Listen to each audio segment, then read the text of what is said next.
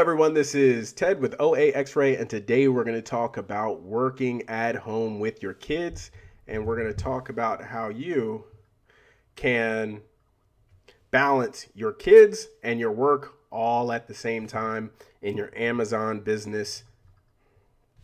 So, first, I would like to start off by saying whenever I started 2008, I could work as many hours as possible. And then when I had my daughter in 2009, she is now 7, I decided that I wanted to stay home. So I know that there's a big challenge facing everyone of how do I kind of do that work-life balance thing and make sure everything stays in balance and all those things.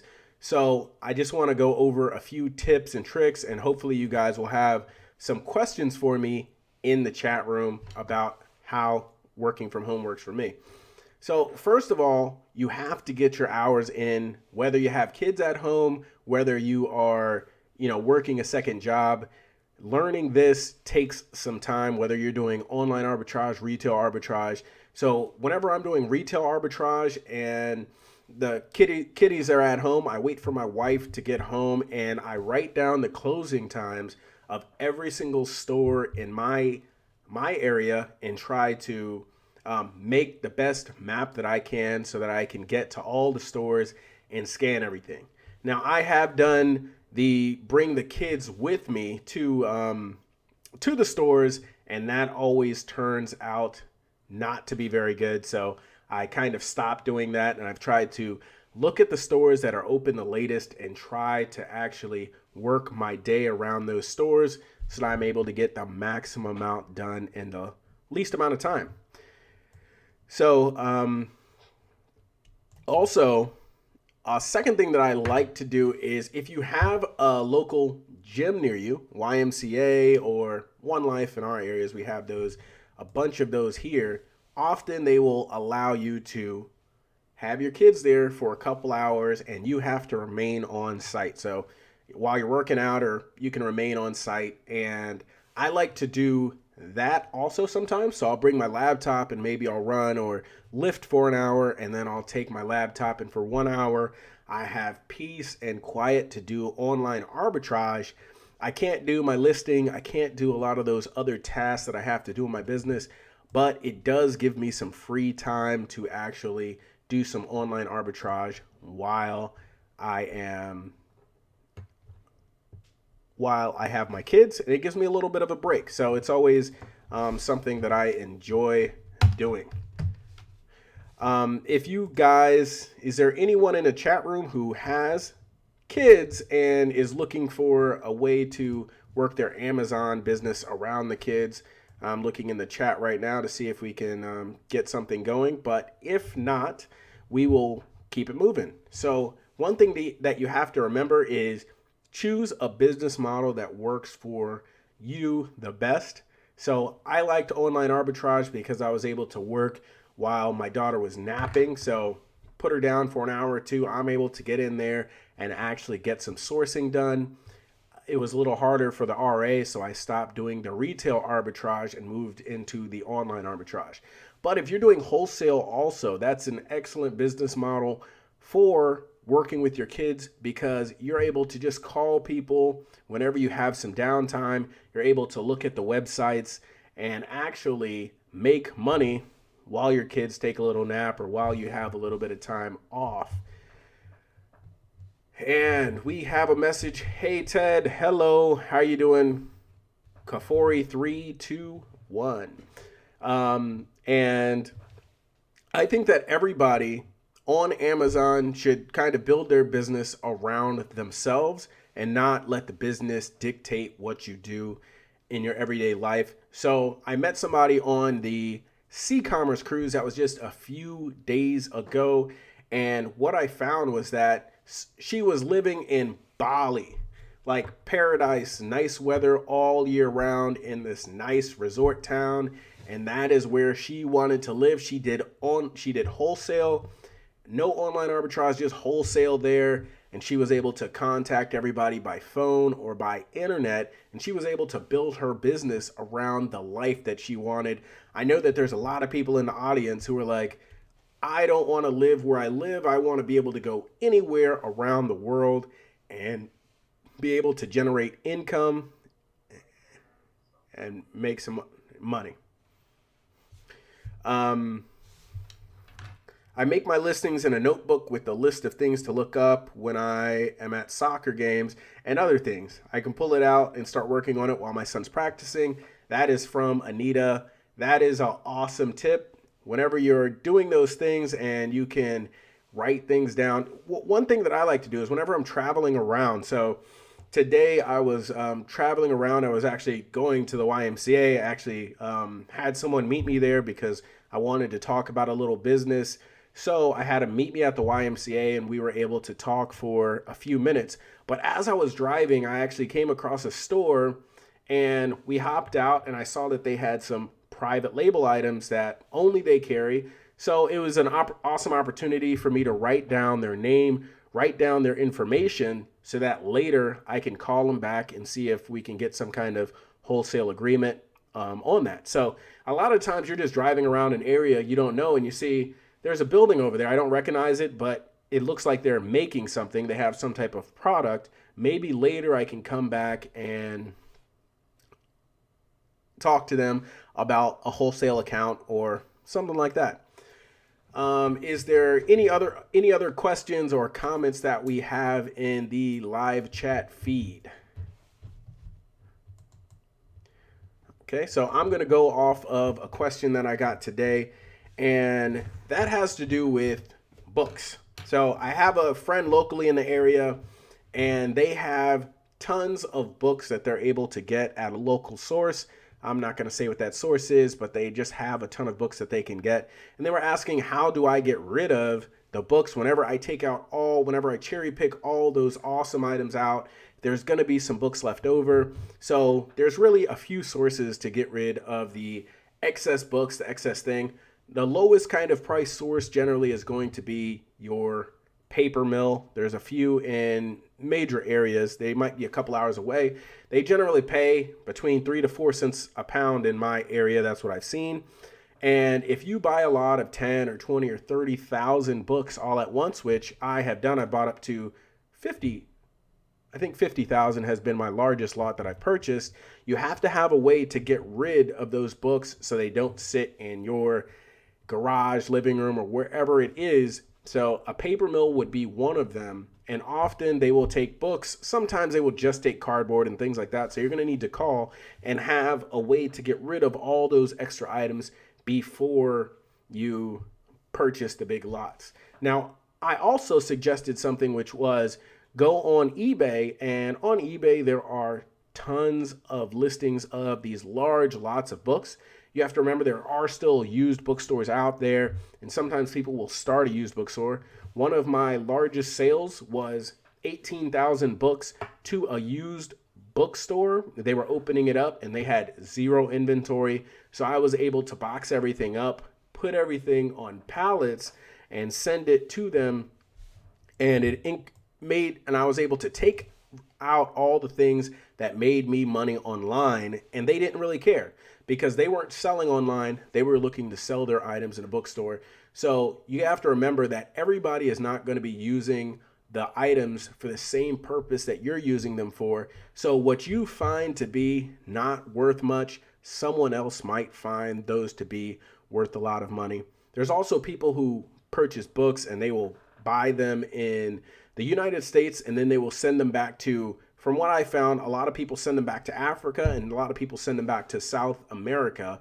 And they will actually go through and purchase books that maybe don't sell on Amazon at all. They might not sell online well at all, but it is a source for you to get rid of those listings. And I generally find people on eBay, I'll create a listing and it's actually going to generate a lot of inquiries from people.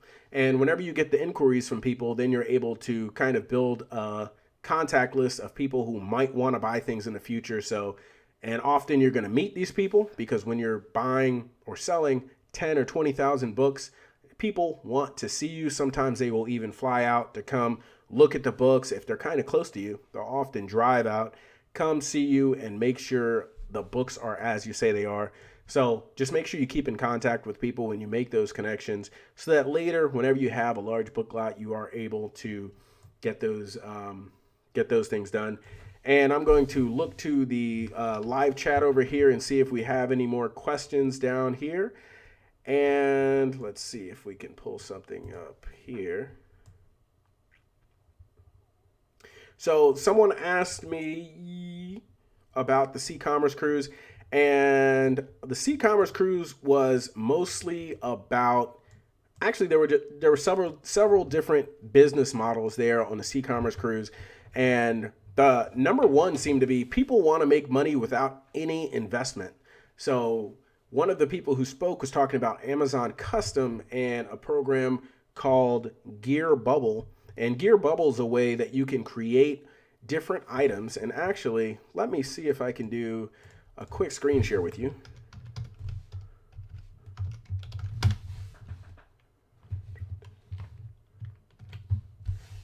Oh, crud. And here we are on gearbubble.com.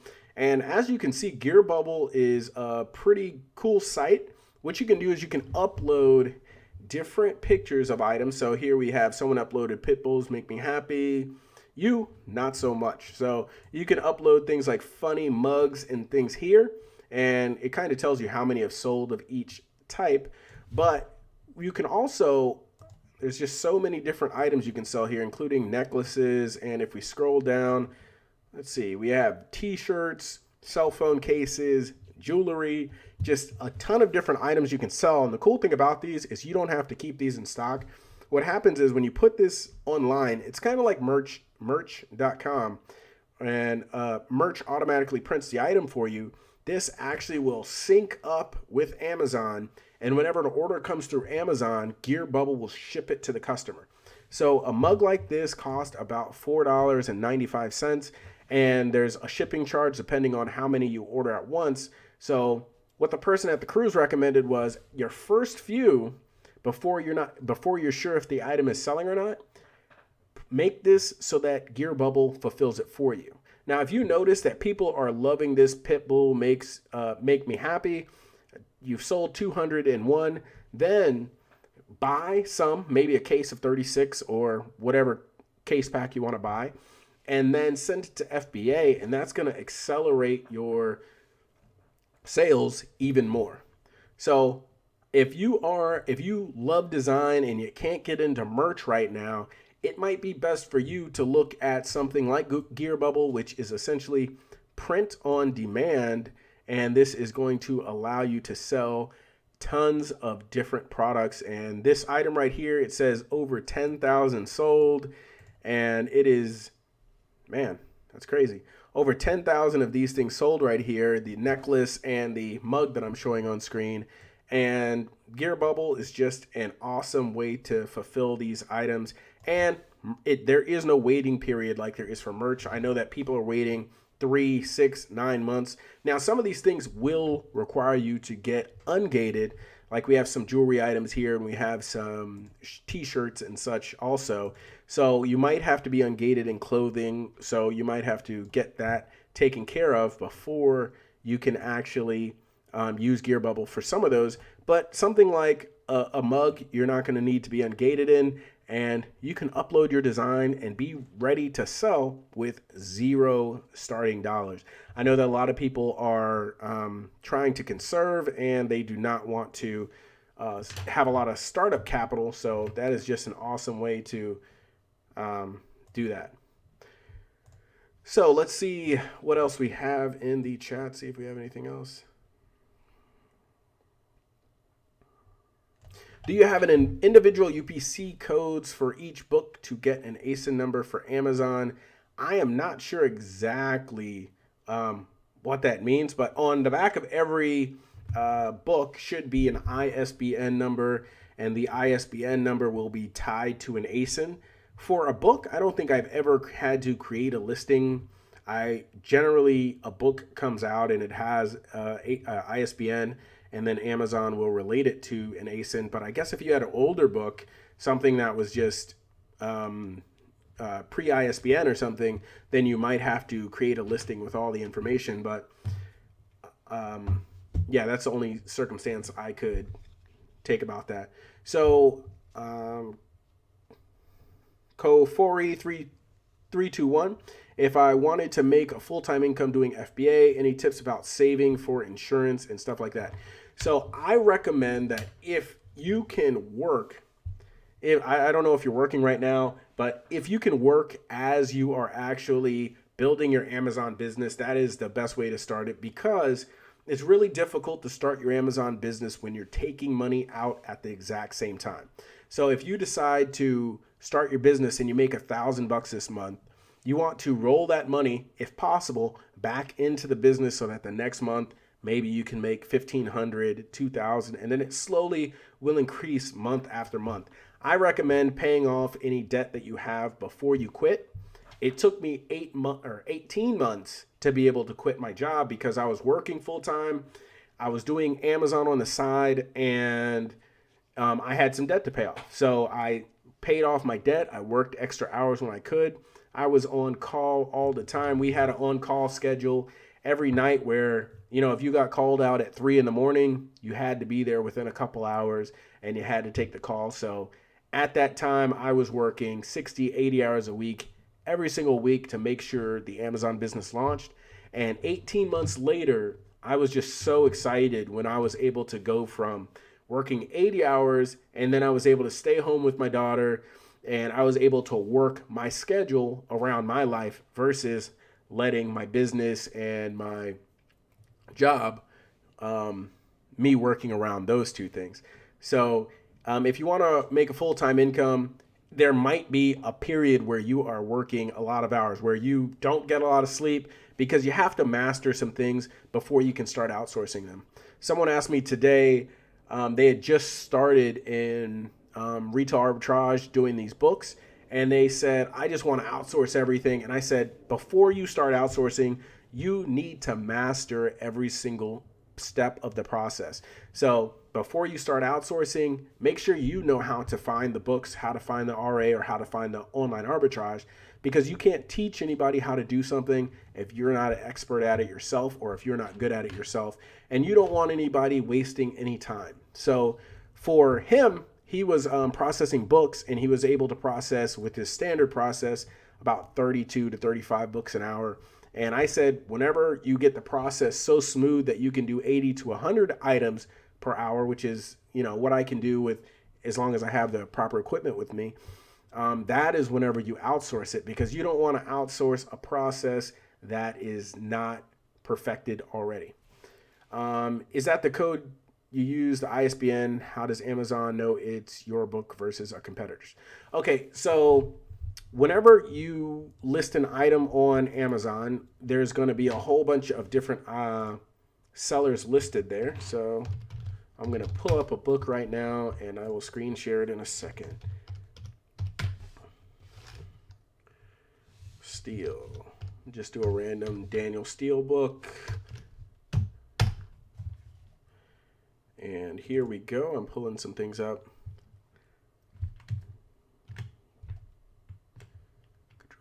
Yes. Okay, so I just keep doing it. Okay, so here I am on a Daniel Steele book, and everybody lists under the same listing. This is completely the opposite way that eBay works, in that everyone lists on the same listing on Amazon. So there's price transparency. You can see what everybody else is priced at, and your name, your seller name, will be right here. We see this P. Melito blue jeans, and we see Amazon right here. So everybody is competing directly with each other. There are no SEO tools that will increase your listing above the other listings. Really, it's just who has the buy box. And let me talk about the buy box real quick. Let's see if I go back to product information. So we see this little box over here, and this is the buy box for this product. So whoever's at 1623, I believe this is Amazon, they have the buy box. So even though there were lower price sellers, whenever we went back here, there were lower price sellers. They were at, let's see right here, they were a little bit cheaper or about the same price, but Amazon decided they were going to take the buy box on this one.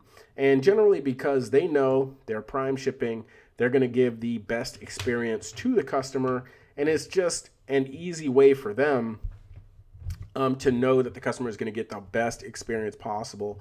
So check out a listing, and then you'll see that a whole bunch of people sell under the same listing. You don't have to create your own. And this is one of the beautiful things about Amazon is you're not sitting here worrying about the SEO on most items because it's already done. Someone's looking for the book, they're going to find the listing, and you don't have to worry about creating your own listing. Okay. Okay, South Florida seller, saw you yesterday. Thank you for showing up again. Hey, Ted, what sort of paperwork has to be filed for hiring VAs, if any paperwork at all? So the VAs, as far as I am, okay, I'm not a tax guy, so I'm not going to say that I understand all of this, but I do have a tax guy, and I file the I put it under contractors in my paperwork. So he asked me how much, they get paid, and then I do some little paperwork, but they handle all that, and it's under contractors, and I'm hiring people from all over. I'm not sure exactly what everybody should be doing. Tax is not my strong point. My apologies there. Let me see. How do you decide what you sell when searching? Okay, so if you have something that you like, if you like clothing, if you like blue jeans, or you like something, that is where I like to start. It's always good to start somewhere that you understand the products. But if you have no understanding at all, I like to start with books. And the reason I like to start with books is because they're cheap. And if you make a mistake, it's always a small mistake. So if you accidentally purchase a book generally from a thrift store, you're going to lose $1 if you happen to mess it up.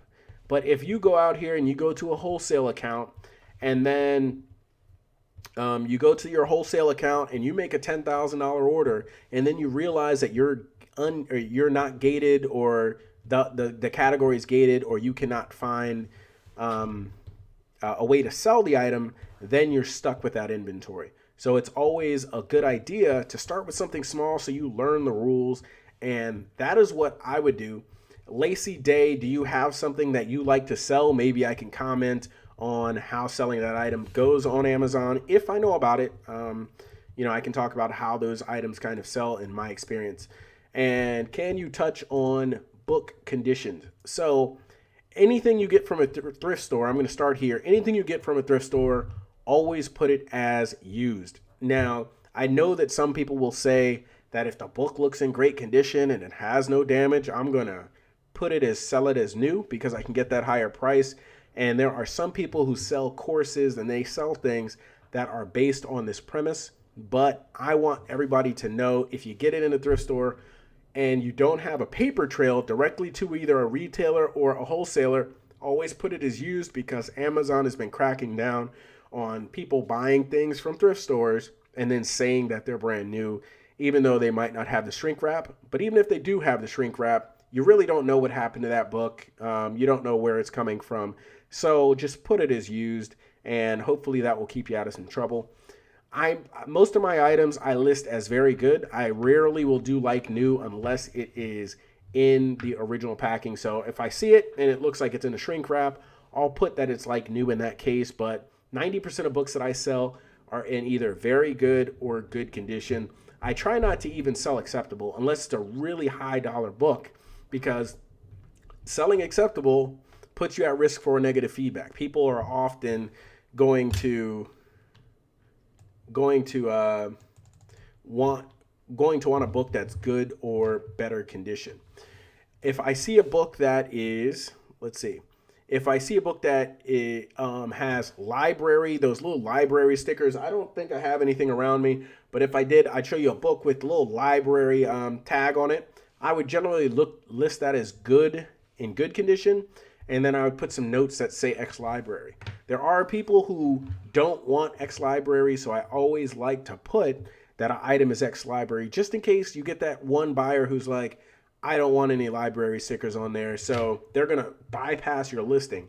It's always better to put something and let someone bypass your listing than it is for you to get a negative feedback on that item, especially when you're just starting. If you only have 10 feedback and one person leaves you a negative, then it is so easy for you to get a 90% if just one person out of 10 leaves you that negative, and only about 6 to 8%, maybe even 4 to 8% actually leave feedback. So if you sell 100 or if you sell 250 products, you might get 10 feedback from that.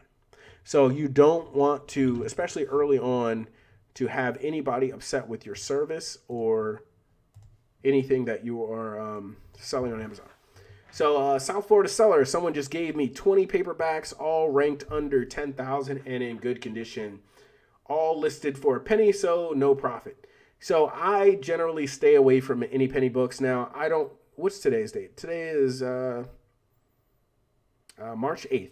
So you want to check those new fees, because the new fees that are coming down the pipeline, I know there was a fee change February 22nd, but there was another fee change. I don't remember the date of that. Maybe it was yesterday or the day before.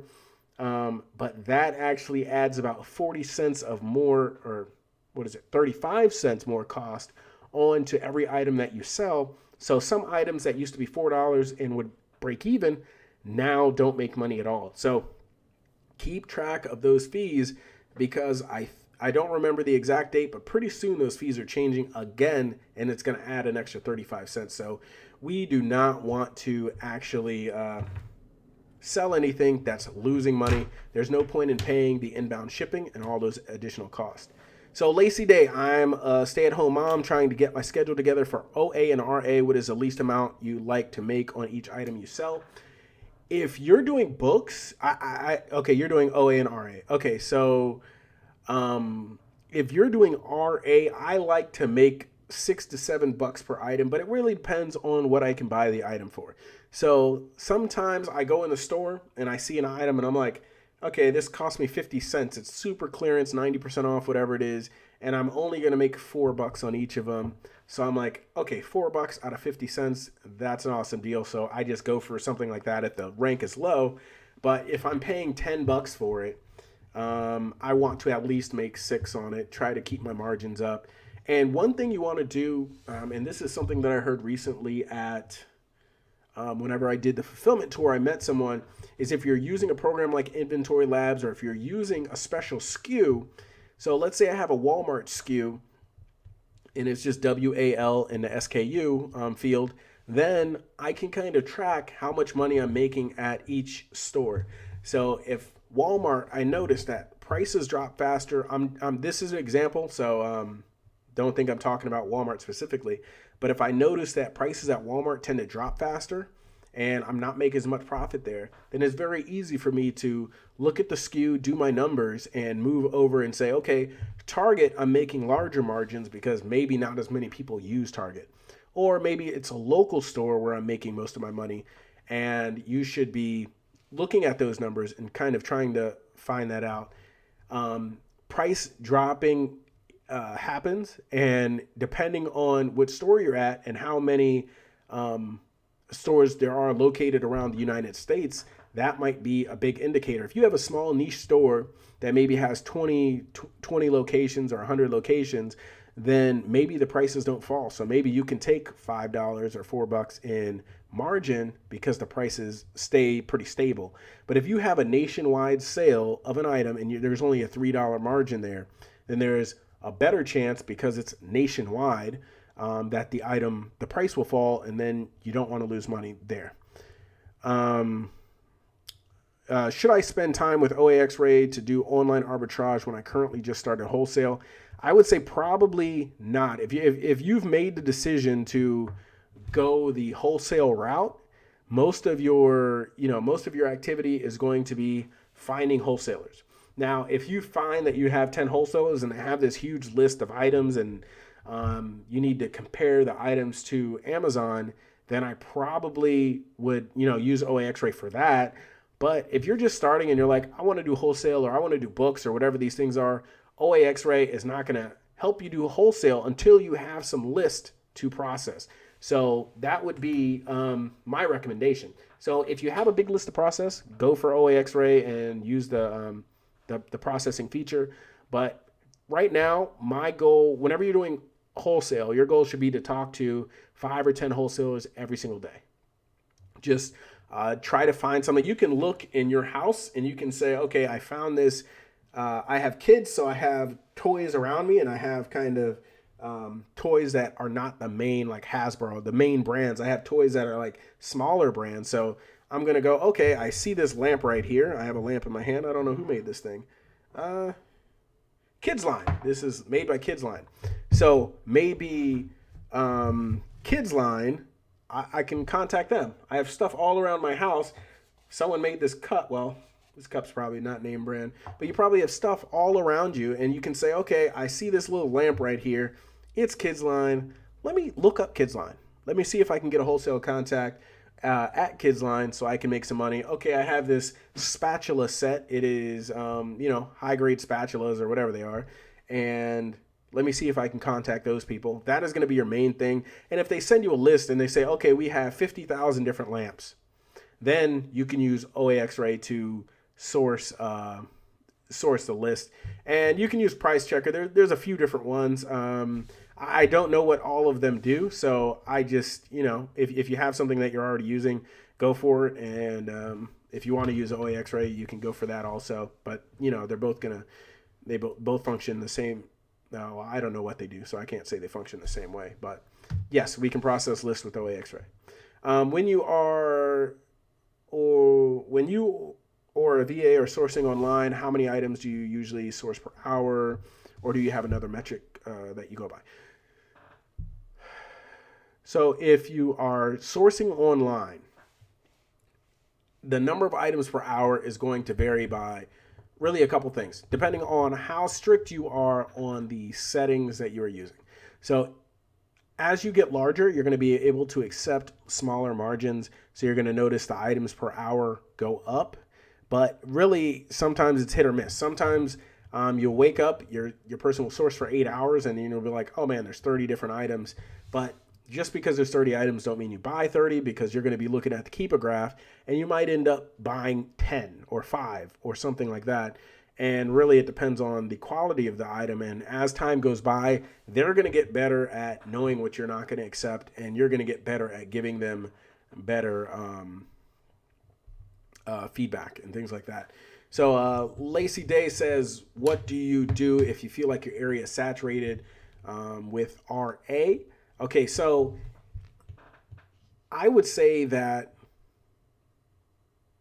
I don't know that any area is saturated with RA. I've always been able to find items. Maybe you should try smaller stores that people don't know about. So everybody sources at Walmart, everybody sources at Target. So there's going to be stores where you're like, oh man, I can't find anything.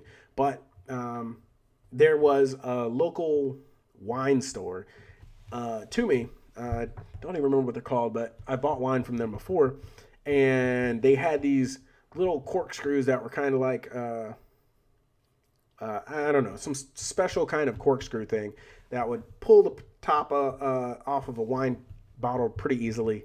And I mean, who is going to go into this little mini store and look for these items? Probably not a lot of people. So yes, Walmart, Target might be saturated, but there's probably, in most areas, other things that you can find. If you think that RA is saturated in your area, maybe that is whenever you say, okay, I've tried all the stores, I've written them all down, and I've done everything. Then let me move over to books and let me try that. Maybe that's better in my area. Or you can try online arbitrage, or you can try the wholesale, or maybe you try the private label. I have seen people work in just about any city, any area that at least has stores, and make things do successfully. And Lacey Day asked another question, and that is, what is the limit for ranking you like to use? And she puts below 100,000. So ranking varies by the category. So for instance, in books, I will take under 1 million. In toys, 100,000 sounds good. In home, generally 50,000 or so. But, there's a lot of other factors too. So if an item is ranked, if I'm the only seller of an item and it's ranked 150,000 and it's selling one per day, let's say, then I get 100% of the one sale per day. But if I find a better ranked item and has 50 sellers and they're all pretty competitive, but it's selling 50 a day, I'm still only getting one sale for that item. So I not only am I going to be looking at um, the ranking for the item, but I'm also looking at how many sellers there are. Okay, so South Florida seller says, I'm going to my first university book sale in a few weeks. Can I use scanners, but not the first? Okay, I can use scanners, but not the first day. Any advice on what to do? I'm obviously going for any textbooks. Okay, so unless you have a ton of experience, I would not recommend buying books without a scanner. I sold books for years, and it is difficult to tell what actually sells. I mean, unless it's current. Unless you get a book, you open it up, and it's like 2016 or 2017. That would be the only point I would take a risk and just buy the book. I would go to the sale the first day and kind of see what's going on. And there are some people who will be picking out books, but in the book category, I believe there's 20 million books. So there's no possible way that you're going to remember which books are good, which books are bad. And since the scanners aren't there, I can't think of a good way, and I've never been able to make it work enough just using memory or just trying to figure it out. But hey, maybe there's a way for you to memorize enough of them and to make it worth your while. But for me, it just doesn't make much sense for me to go without the scanner. I would just show up the second day, show up early, or you can see if you can make a deal with the university. So I always try to make a deal if I can. So I've had book sales where they've let me in before anybody got in. You talk to the head of the book sale. Maybe you buy them a cup of coffee. You talk to them. You say, hey, I'm a bookseller. I'll pay you an extra 50% over whatever the book, whatever they're selling the books for, if you just let me go through early and, check out some of these books. Or maybe you say, hey, you have $10,000 worth of books in here and you're not getting any of that. Why don't we do a 50-50 split? Or, there's just so many different offers that you can make a university so that you can get in there before anybody else does. And that's something that I like to do. Now, you're a South Florida seller. There's a lot of sellers in your area, so they might be mad at me. So maybe you're the only person from South Florida looking. How did you hear about this book sale? Yeah, booksalefinder.com. It is pretty... I've been using the same website to find these things for 9 years now. So booksaleFinders.com. So are there any prep centers that I recommend? I like Prime Prep Zero. And the reason I like them is because they're in tax-free New Hampshire. And also, they've been doing it for longer than a lot of the newer prep centers. So a lot of the newer prep centers, they haven't gone through, or maybe they went through one kind of peak season, which is, Q4. So they might not have the infrastructure in place. I know that Prime Prep Zero, I believe they've been through at least 2 peak seasons. So it is going to be good for them to already have the experience and just be able to handle the peak season, and they're not scrambling on their first peak season. Anita and South Florida seller, you might know each other, and I like to work with other sellers, so maybe you guys have some strategy going into that book sale. I know a lot of people are kind of competitive. How do you guys feel about working together, South Florida seller and Anita? Are you friendly when you see another scanner, or are you one of those guys who's like, or guys or gals who's like, leave me alone, get away? Or, I'm not sure how competitive it is down there. I actually went to DC and people were about to fight over books. So I don't know how competitive it is, because in my area, I'm friends with most of the scanners, anybody who I see scanning, because they can actually help you out. So when I'm in my area, I have friends and I say, hey, I went to these 5 stores, and they'll say, well, I went to these 5 stores just an hour ago, don't go to these 5 stores. And, we kind of help each other out so that we're not directly going to the same store, because if our settings are pretty similar and I'm going to a store and they are going to a store, then, it's kind of a waste of time if we're both going to the same place. So just be friendly if possible. If that's kind of your mentality, that is definitely my mentality. And, I just try to, if possible, I try to work with people when I can. And, most people are, you're working by yourself in this business. There's not a lot of other contacts that you have. I mean, I actually miss work part of the time because I used to have 10 or 12 people who I could talk to every day at work.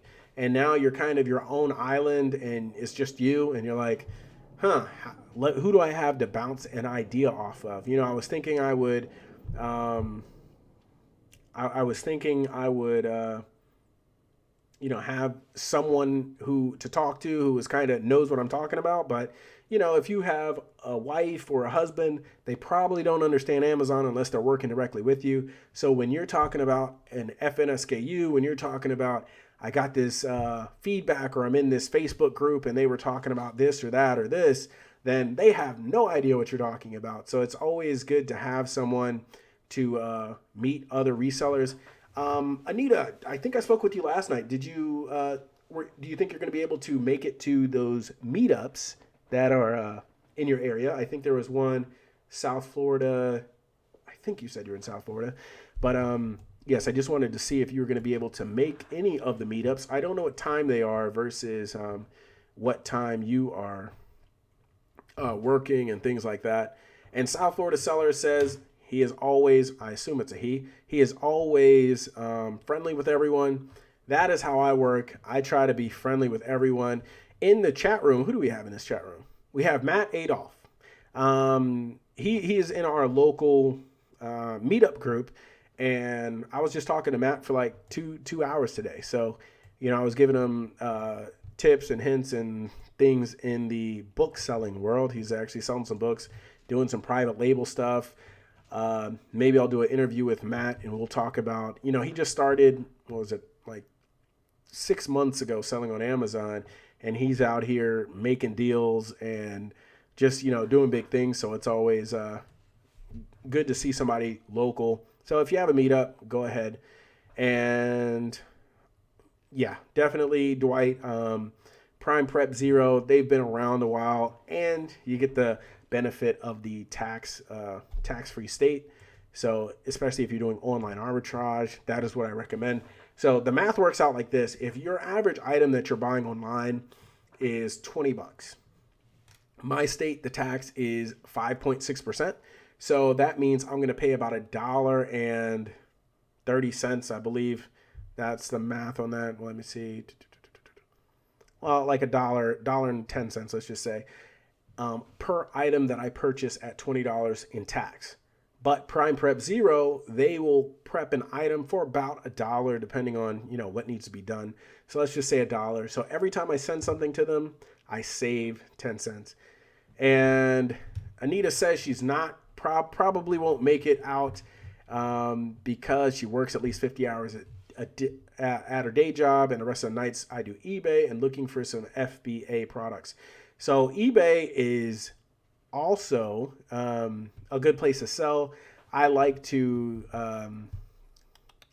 Amazon better only because it's easier for me to list.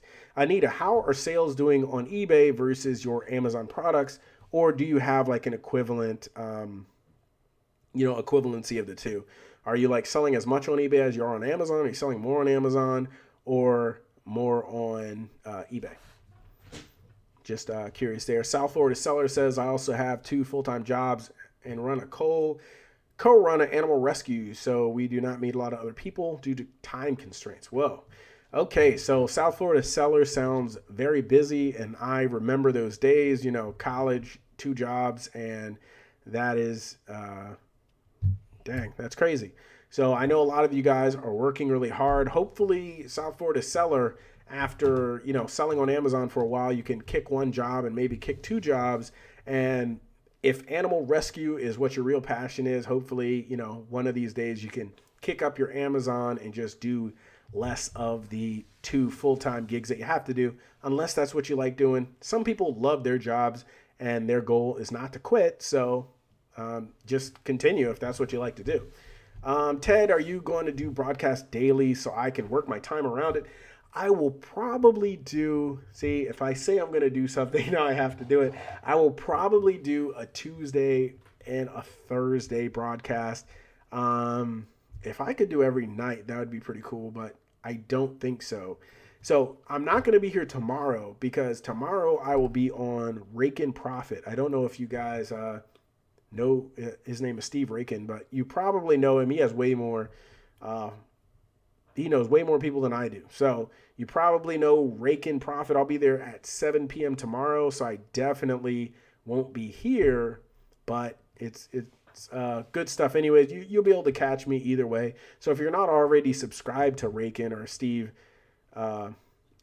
Rakin, then subscribe now. And whenever it comes on live tomorrow, then you will know that I am on the stream. And, we're going to jam. He's way better at these live things than I am. I have to keep remembering to look right there because I keep looking down at the screen and I stay there. So he's been doing it for a little longer, but he has so many more questions that it's hard for you to get your question in. So at least here you're getting more questions to me, and I'm actually going to see. So let's hope for Tuesdays and Thursdays live broadcast at 7 p.m. Hopefully we can get everything. Today I was a little bit late. I had to figure out this live thing.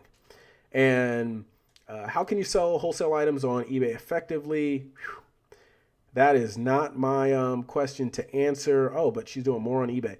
So it's kind of, eBay and Amazon are kind of weird to me, and that's what I mean is someone who's been selling on eBay for a while always is like, I love eBay. Things sell so well, but every time I try to sell something on eBay, I'm just not good enough with the titles and all that stuff because it takes me so long to research that stuff. So I can build an Amazon listing, like if it were a wholesale or a private label item, I can build the listing, but it takes me so much time to get the keywords right and do all that stuff. There are people who throw up eBay listings quickly. They have good pictures, but that stuff is difficult for me. It takes me some time. So I just don't understand eBay enough. So if you know somebody who's really good at eBay and you're trying to make a good Amazon listing, I don't know. I think you're probably looking at probably a good person who can help you out with the keywords and all those kinds of things, because I have not been able to figure out the eBay keywords, the landscape, just not my thing. But I'm glad you are selling more on eBay. I would say try more Amazon stuff, and hopefully you can actually start doing more on Amazon.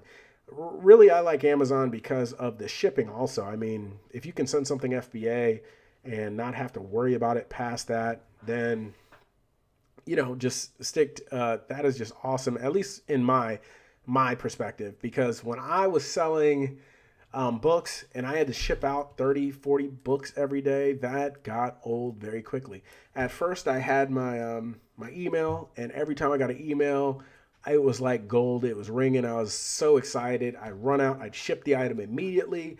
But I mean, you do that for 2 or 3 months, ship out 30, 40 items, up to 100 items for like 6 months. You will not like that anymore.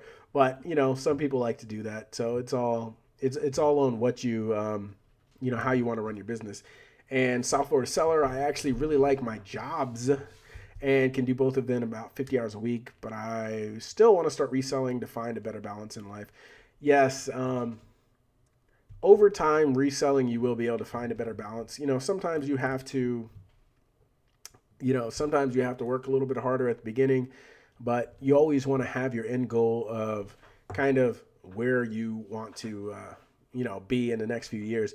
Like I said, it took me 18 months to quit my job, but I was still working pretty hard because I hadn't outsourced anything.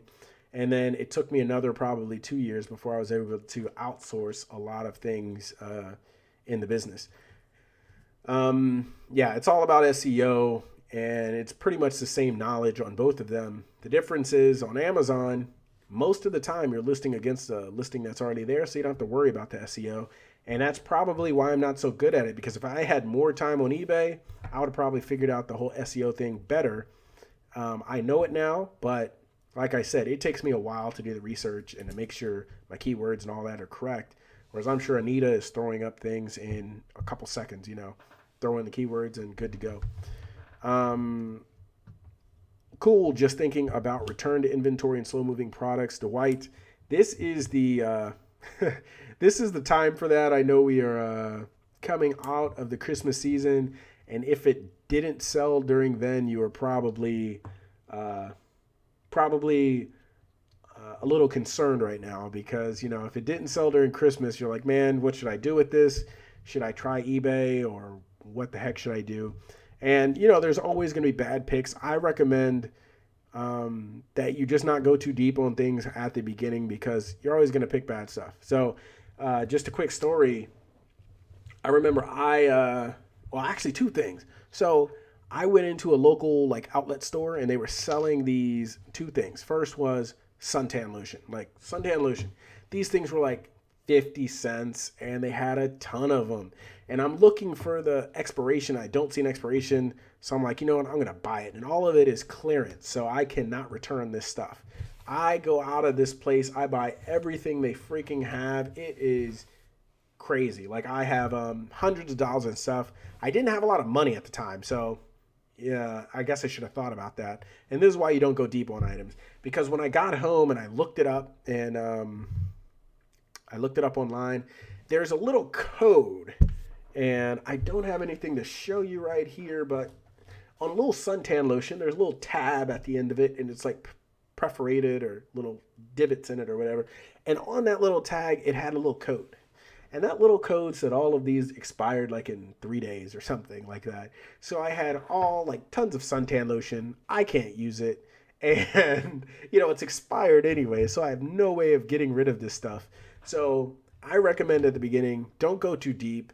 I hear so many stories of people running out, buying entire lots of stuff, thinking they can sell it. And then, something like what I just did where I just didn't know what those little numbers meant. And it meant all of it was expired. Yeah. And so things like that can happen. Thanks for your info. It was very useful. I'm already a member of South Beach Sellers Meetup, and I'm going to my first meeting on Saturday. I am glad. Hopefully some more people make it out. It looks like that's like a really big meetup. My meetup generally have like 4 people saying they're going to go.